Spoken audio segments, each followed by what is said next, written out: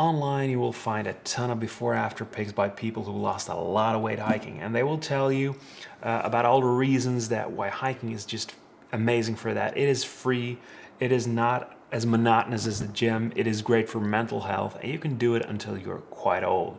And those are all perfectly rational, valid reasons. But I will say this up front, if you are looking for the easiest or the quickest way to lose weight, then hiking simply isn't it. If that is what you're after, try high intensity interval training, try Insanity or P90X or whatever the flavor of the month is. Anything that will get your heart rate up in a way that hiking never will. But the real reason to embrace hiking, I think, is that it can change your world on a more fundamental level than an elliptical machine or a gym membership ever will.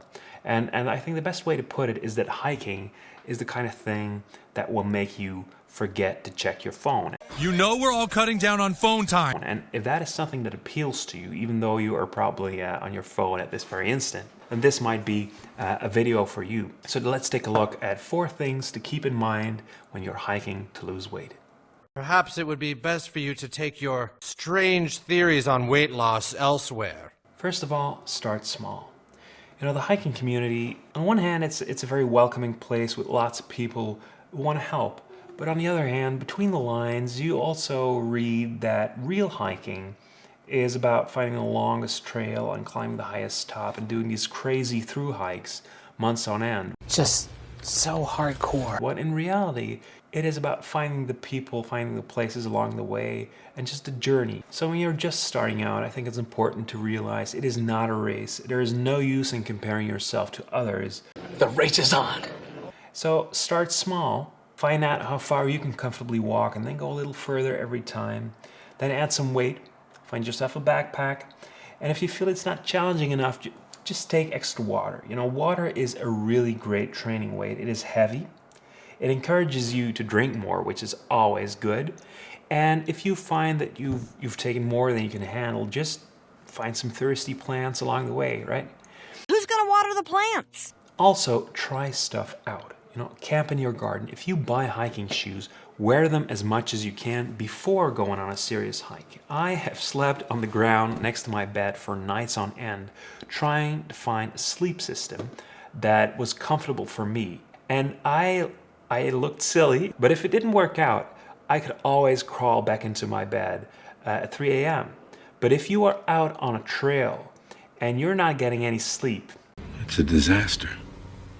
It's all about avoiding discouraging first experiences. And, you know, pretty much every serious hiker will have some horror stories about rained out trails and blisters and forgetting essential gear. But if you're just starting out and you're on these first couple of trips and they're simply not enjoyable, then you'll get burned out, and that's a real shame. So try stuff out. Secondly, depressing as that may sound, it will not make much of a difference if it's not a habit. I use habit and routine to make my life possible. And I'm a firm believer that if you want lasting changes in your life, whether they be being happier or healthier or more creative or productive, it all comes down to forming the right habits. And there are lots of books about this, lots of evidence. The problem is, and that's maybe the saddest part of this video, is that hiking is a particularly hard thing to make a habit out of, because it's just so hard to do it on a regular basis. That means that if you want to make it work, you will have to plan ahead and set aside a couple of weekends to get you started. Mix in some strenuous walks to get in the groove of things, because walking is a lot easier to plan. It's a lot easier to make a habit out of. Let's go for a walk. Okay. I think for a lot of people, the most important success factor is finding social support. Find friends that go hiking and that will drag you along, even if you're feeling down, even if you don't think you have the energy that day. They'll get you through, and they will make sure that you have a great time. Let's be friends. We don't drink on duty. Okay, number 3, what you eat on the trail matters, obviously, but it may not matter as much as you think it does. And I want to apologize to everyone who's thinking, finally he gets to the food. I get that, but I do honestly think that hiking regularly is more important than finding the perfect hiking regimen. And if you want to talk about food, I would recommend focusing on what you eat when you're not hiking, and I will explain why. We've all seen weight loss explained in this very simple formula. If you manage to burn more calories than you eat, you will lose weight. And in essence, of course, that is what it's all about. But it's important to understand that a hike is a very abnormal setting when it comes to calories in versus calories out. It is not uncommon when you're hiking to burn twice the calories that you do on a regular day. So no matter what you eat, chances are that you will stay on the good side of that equation. And unless you're quite the hardcore hiker, you probably won't be on the trail for more than 20% of your time, and so you are probably better off focusing on your intake during the 4 days that you're only burning 2,000 to 2,500 calories than the days when you're burning double, right? So find yourself a diet that makes sense to you, something that fits your lifestyle, and make that a habit. I'll have what she's having.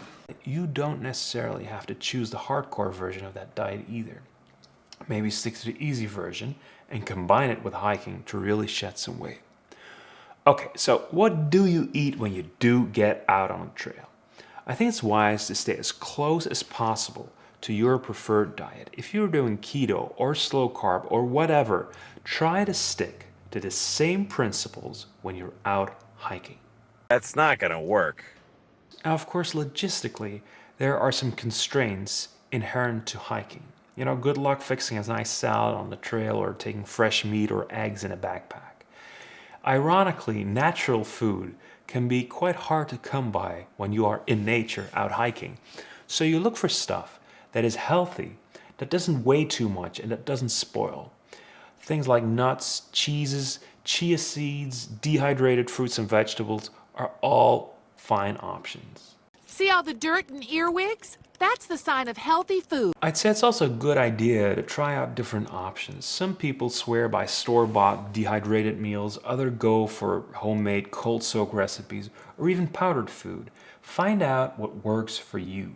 I think your number one priority should probably be to stay away from traditional trail food like candy, nutrition bars, snacks, and ramen. Basically, don't get all your calories from sugar, highly processed food, and fast carbs. Okay, number 4, increasing the weight loss potential of your hikes. Hiking, I said it before, hiking is not the easiest or the quickest way to lose weight. But that doesn't mean that you can't optimize it. You can make it more intense and get your heart rate up. You can make it more like an interval training by combining hiking with short bursts of trail running. Of course it won't be easy, but nothing worthwhile ever is. I probably wouldn't recommend that with a heavy backpack, but if you're traveling light, why not? And speaking of backpacks, that water trick we mentioned earlier can work wonders here too.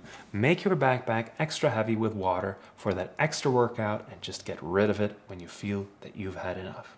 So there you have it. Start small, make it a habit, watch what you eat, and pimp your hike for that extra workout. Those were our 4 tips for hiking for weight loss, and we would love to read yours in the comments. Thanks for watching.